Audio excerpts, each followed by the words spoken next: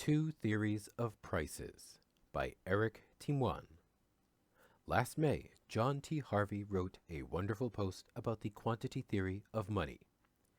This post picks up where John stopped, presenting a different theory of the price level and inflation. It's a bit technical, so bear with me, but many readers have asked us to elaborate on price theory. First, a quick recap.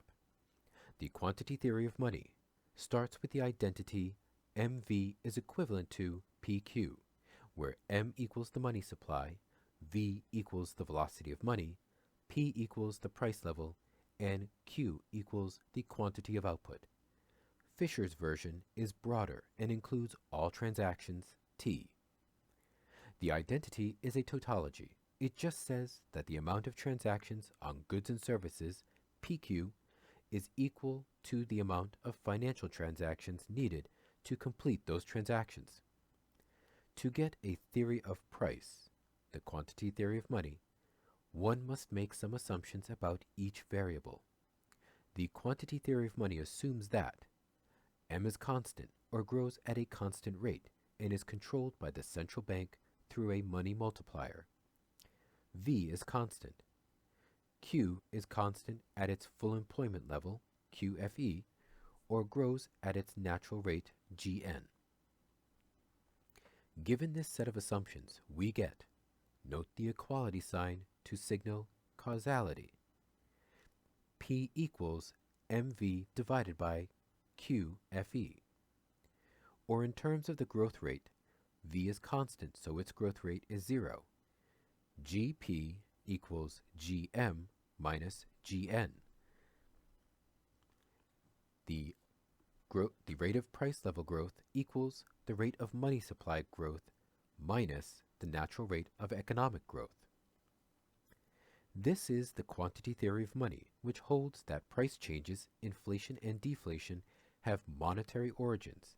That is, if the money supply grows faster than the natural rate of economic growth, there is some inflation.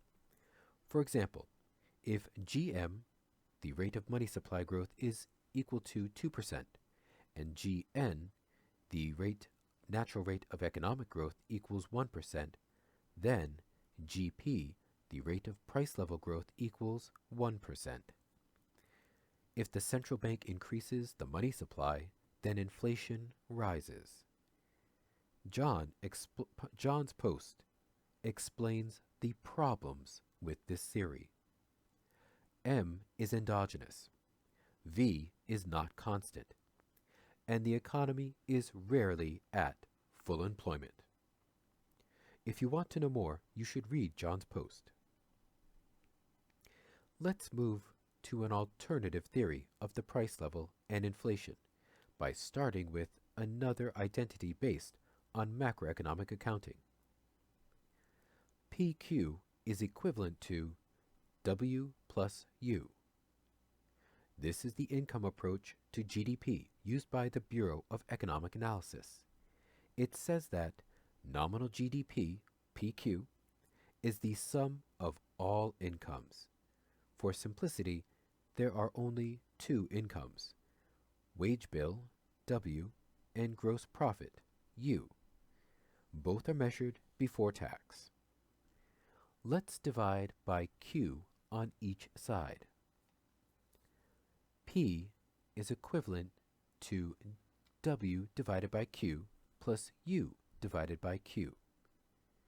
We can go a bit further by noting that W is equal to the product of the average nominal wage rate and the number of hours of labor. W equals lowercase w times L. For example, if the wage rate is $5 per hour and L is equal to 10 hours, then W is equal to $50. Thus, P is equivalent to lowercase w times L divided by Q plus U divided by Q. Q divided by L is the quantity of output per labor, also called the average productivity of labor, APL. Therefore, P is equivalent to lowercase w divided by APL plus U divided by Q. Lowercase w divided by APL is called the unit cost of labor, and data can be found at the BLS.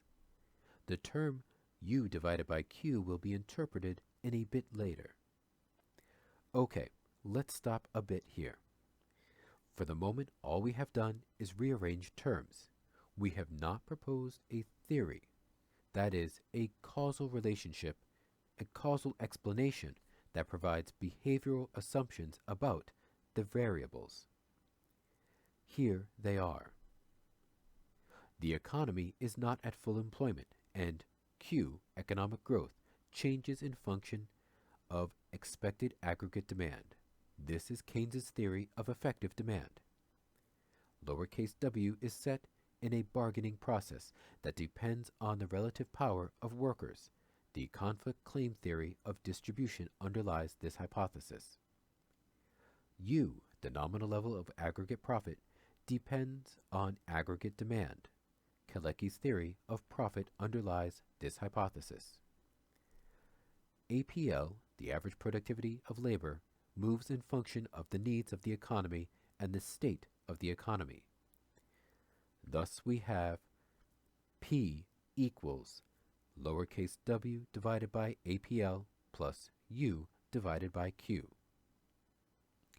Thus the price level changes with changes in the unit cost of labor and the term U divided by Q. What is this last term? To understand it, let's express the previous equation in terms of growth rate. This is approximately GP equals the difference of GW minus GAPL times SW plus the difference of GU minus GQ times SU. With SW and SU, the shares of wages and profit in national income, SW plus SU equals 1. Thus, inflation will move in relation to the growth rate of the unit labor cost of labor, which itself depends on how fast nominal wages grow on average relative to the growth rate of the average productivity of labor. As shown in the following figure, in the United States, a major source of inflation in the late 1960s and 1970s was the rapid growth of the unit cost of labor, with the rate of change between 5 and 10%. Inflation will also move in relation to the difference between the growth rate of U and the growth rate of the economy, GQ. U follows Kalecki's equation of profit, which broadly states that the level of profit in the economy is a function of aggregate demand. Thus the term GU minus GQ represents the pressures of aggregate demand on the economy. If GU goes up and GQ is unchanged, then GP, the growth in price level, rises given everything else. However, to assume that GQ is constant is not acceptable unless the economy is at full employment. So a positive shock on aggregate demand will usually lead to a positive increase in GQ. Therefore, thus, overall, there are two sources of inflation in this approach: a cost push source, here summarized by the unit labor cost, and a demand pull source, here summarized by the aggregate demand gap. Note that the money supply is absent from this equation. Money does not directly affect prices. Assuming that a drop of money from the sky leads to inflation, first does not understand how the money supply is created. It is at least partly created to produce goods and services. Second, assumes that people will automatically spend rather than hoard the addition funds obtained. People do hoard for all sorts of reasons and do derive utility from hoarding money.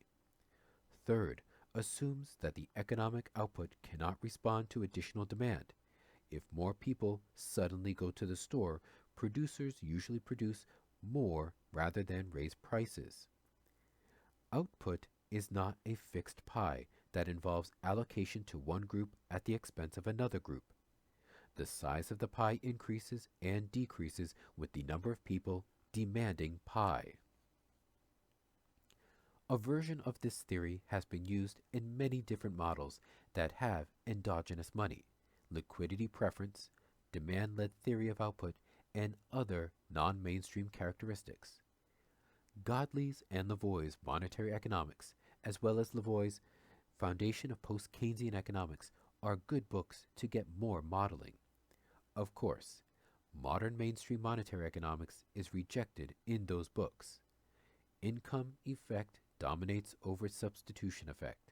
Production is emphasized over allocation. Monetary profit affects economic decisions, etc. Be prepared for a change of perspective, in which scarcity is not the starting point of economics.